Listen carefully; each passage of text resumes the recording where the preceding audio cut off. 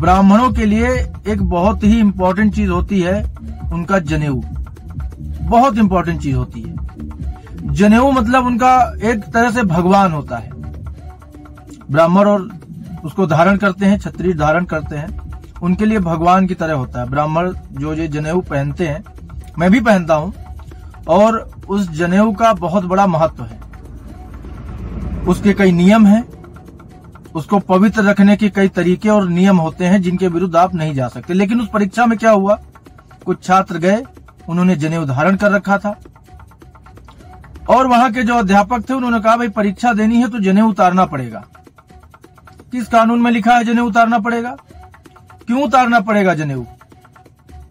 क्यों उतारना पड़ेगा? फिर मैं वहीं पे एक अभी क्वेश्चन कर दूंगा तो लोगों को दिक्कत हो जाएगी।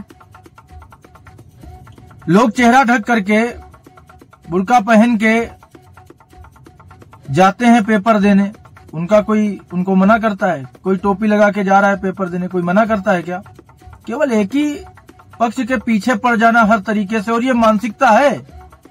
ये ऐसा नहीं कोई एक कॉलेज की बात है, कोई एक बात है। कई जगह हमने देखा, कई ऐसी वीडियोस मैं भी देखता हूँ, रोज दिन भर देखता हूँ, ये जो हाथ में ये जो कलावा पहना जाता है, ये देखिए मैंने भी पहन रखा है, रक्षा सूत्र कहते हैं इसे। बहुत महत्वपूर्ण चीज है। जब कोई अनुष्ठान या पूजा होता है हिंदुओं में तो ये बांधा जाता है, जो पंडित आता है उससे बंधवाते हैं लोग, और ये बहुत जरूरी चीज है हिंदुओं के लिए। मैं बाकियों की बात नहीं कर रहा हूं। तो इसे उतरवाने की कोशिश हुई कई जगह पेपर देने के समय कि भाई इसे हटा दो, आप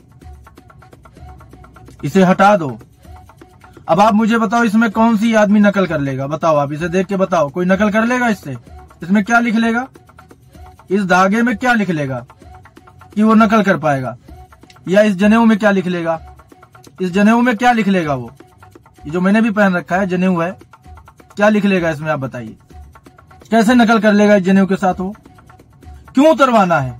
क्योंकि ये मानसिकता है, ये सोच है उन लोगों की कि कैसे भी करके नीचा कैसे दिखाएंगे।